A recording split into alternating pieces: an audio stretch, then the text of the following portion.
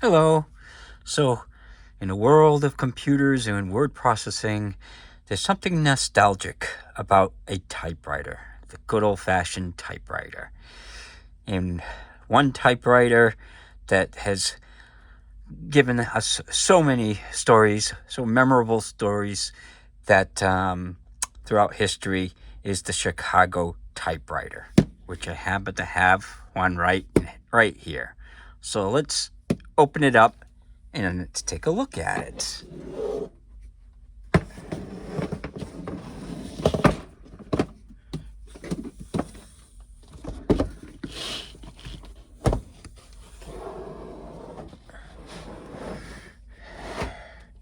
There we go. Isn't it a beauty?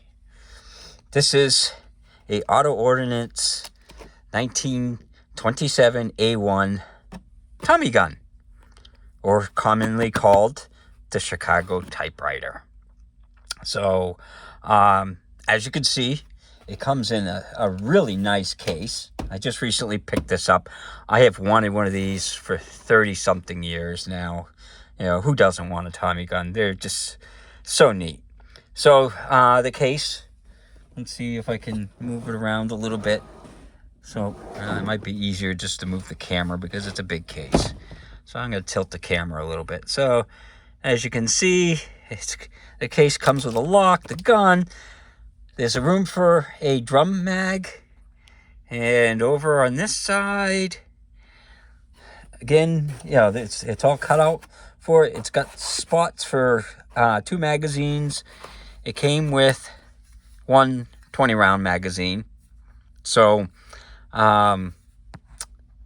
let's take it out of the case and we can start taking a look at it.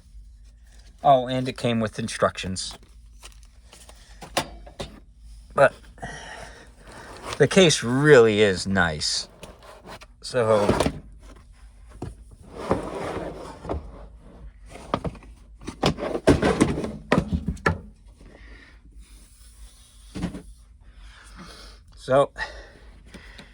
here's the gun. And again, this is model 1927A1 Thompson carbine. It's in .45 caliber. So you have, this is the mag release. And we'll put the mag in. So it's got this like T-slot. And you slide it in there and pop it into place. This is the safety. So it's a little switch that you just rotate and stuff. Of course, the trigger, and I'm not sure. These are for all like internal mechanisms and stuff. And there's the cocking lever. So now the sights on it. They have this little sight up top that's a notch that you can use. But what you can also do is for longer distances, you flip that up like that, and so it flips up, and then it's got this little slide thing that you can squeeze it and slide it up and down. But most of the time you probably do that. And the front sights are just a typical blade. There's also this has got a compensator on the front. Some of them come with it, some of them don't. This is a deluxe model, and that's why it's got the foregrip, you know, the vertical grip on the front. The wood is kind of plain, but it's, you know, it's wood. I like the wood. And this has got the cutouts for drum mag, which I've got to find one now, and I'll buy a drum mag for it. But the machine work is really, really nice on it. Now, Auto-Ordnance is the one making it now. They're, you know, as you can see, it says in Worcester, Massachusetts. Auto-Ordnance is owned by Carr Firearms. So, they're the ones that make it. Now, it's got a sling attachment on the back, but there's really none on the front. So I'm not sure what they were thinking by having it just in the back. Unless you could put it somewhere else or whatever. But So we'll get a weight. Now, this is kind of heavy, the gun. So I actually am using a bathroom scale because it's that heavy. So when you put it on it, I'm registering about 12 pounds. So at 12 pounds, you can imagine what it's like to lug that through, the jungles and stuff and then combat and everything. Now, granted, the weight helps when you shoot it, but otherwise it is just heavy to lug around. So we'll take the mag out and make sure that the chamber's empty. And let's get a trigger pull on it. It has a nice trigger. So I don't know what the poundage was, but it seemed to work fairly well.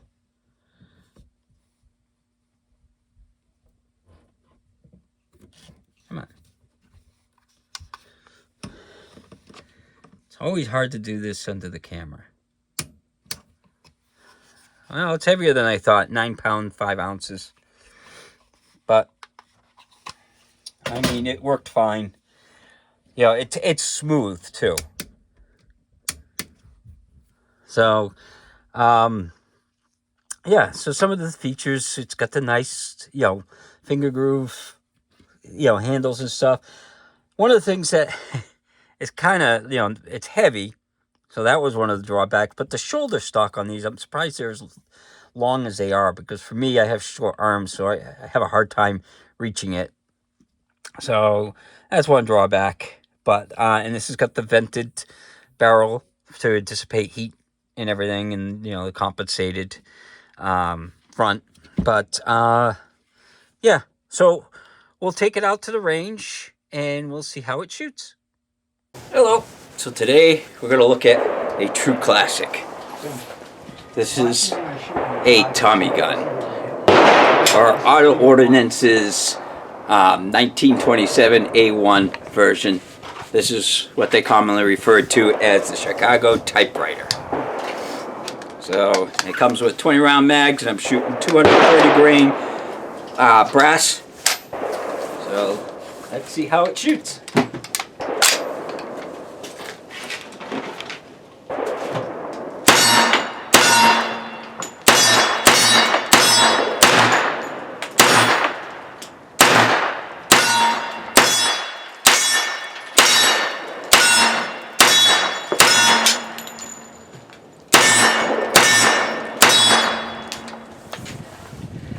There you go. Again, this is Auto-Ordnance's Tommy gun, Chicago Typewriter. This is how the Tommy gun did at 10 yards of steel plate. So, out at the range, it shot good, pretty much. I had fired a couple magazines full, and then I went to do the video, and then I had a couple little hiccups. But I was firing this, it's 230 grain full metal jacket, which is what they tell you. They say right in the instructions that if you use steel cased ammo, you'll void the warranty. So I didn't have any steel case anyhow, but that's what I was firing was, this ammo.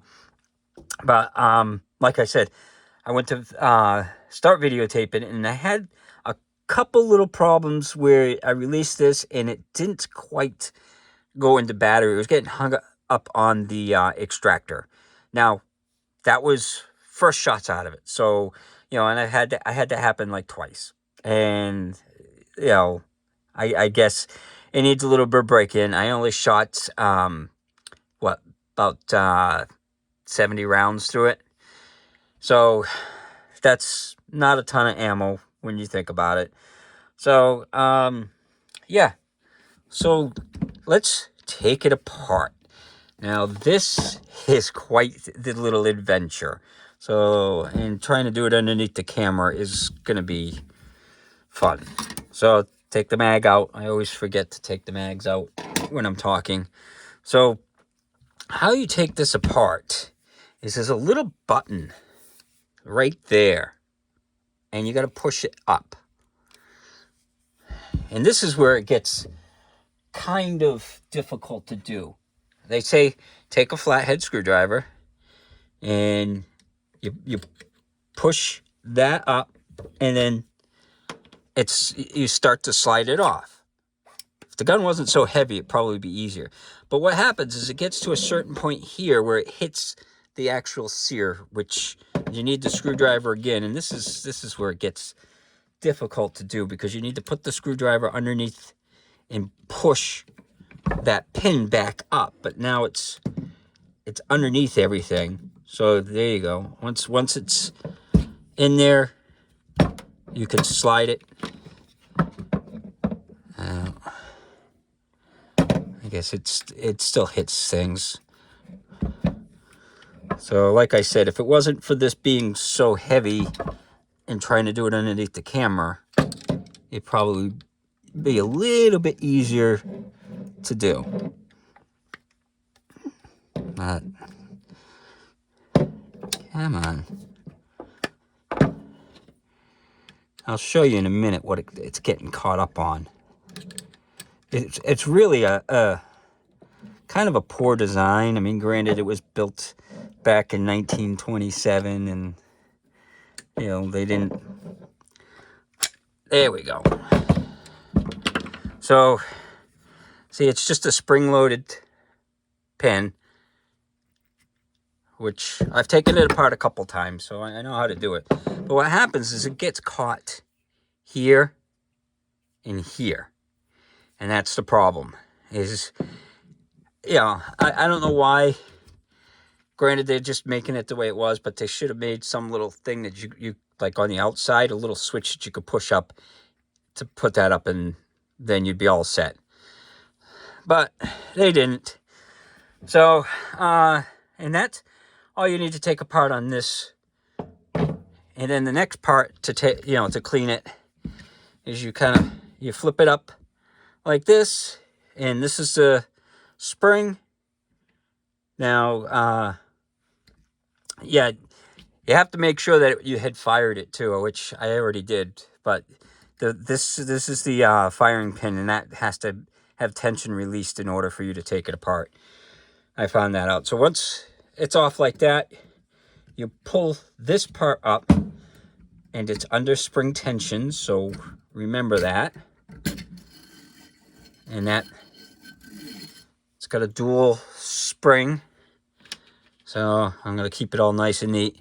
And then the firing pin, this is this firing pin spring and like just the guide rod. So that's in the back. Now what you got to do there after that is there's a little block in there that keeps this in place. So you got to if you just tilt it, everything slides. But okay, well, that fell out, but the pin that I was trying to show you is right there. So that pin fits in to here, and it keeps this from popping out. So you got to remember to do that. And then this just comes back, and you lift it out, and this is captive, so it doesn't come out. At least it didn't fall out for me, so I wasn't going to take it apart. But there's your whole bolt carrier, and there's, you know, the firing pin is captive in there. So, which you could see, it's a huge firing pin too. It's like the size of a small pistol primer. So I don't know if you can use small pistol primer 45s in this thing. But that's basically how it comes apart. And trust me, it's not as easy as I just did it. The first time it was quite the work. So to put it back together, you just put that in, and like I said, there's so when you put it in, there's where this pin goes in, or your, basically your handle, the charging handle. So then you put that in, push it forward. You take this pin, just throw it in the back, right into the hole. You take your whole firing pin spring and guide rod. You throw that in place, and there's a little, as you can see, there's a little notch thing there, and that's where this fits in. So when you put this in, and oops, gotta make sure that so just slide it all in, and then you could take this, and there's two little holes there that you slide the springs into, and then it's kind of a pain to guide these, but you basically, you just got to guide it without kinking the spring too much, which, like I said, this can be a pain, especially when I'm trying to do this underneath the camera thing.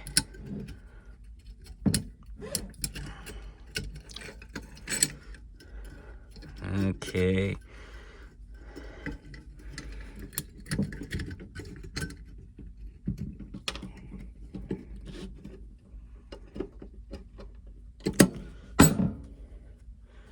Okay.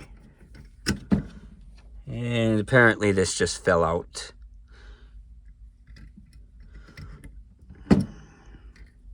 Well, it was captive to begin with, so I'm gonna have to take a look at that. Give me a second.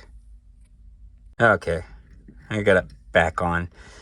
It's not the greatest system for that, but so then after that, you can run into the same problem trying to put it back on, where it hits these two things.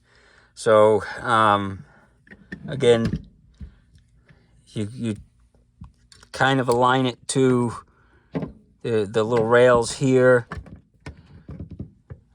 and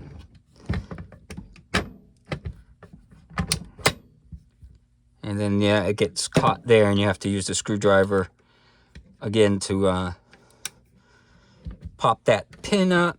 And then once, come on, it is a pain to do.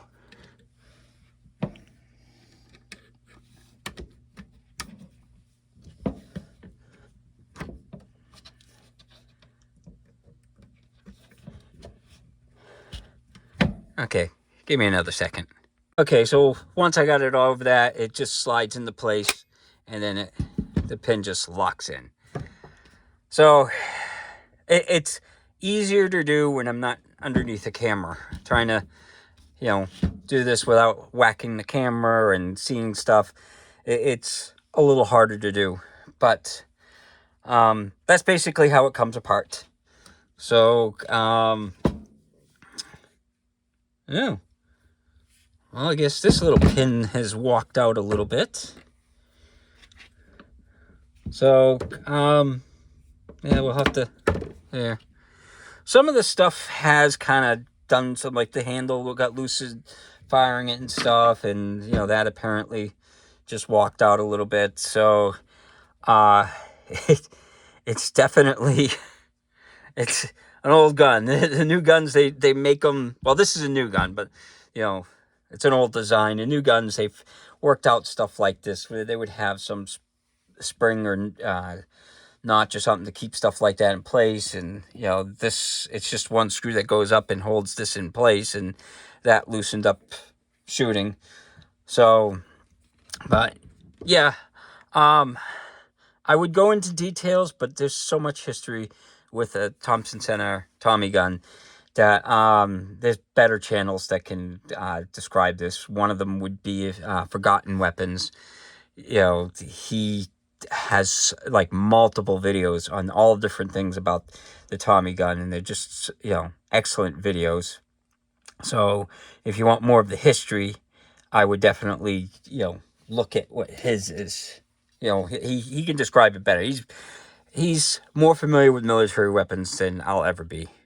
So, but this is a 20-round mag that it came with. They make 30-round, they make 50-round drum mags, and they make 100-round drum mags. I even think they make a 40 round stick mag, but you know, it just came with the one, which I'm surprised they gave me such a nice case and all these accessories and stuff, and they only give you one 20 round mag. So, but I'll get some more, and you know, maybe if I can find a drum mag, you know, I'll do another video with the drum mags, because those are kind of neat. But yeah, so this is a gun that I have wanted for like over 30 years. It's something that, of course, everybody loves.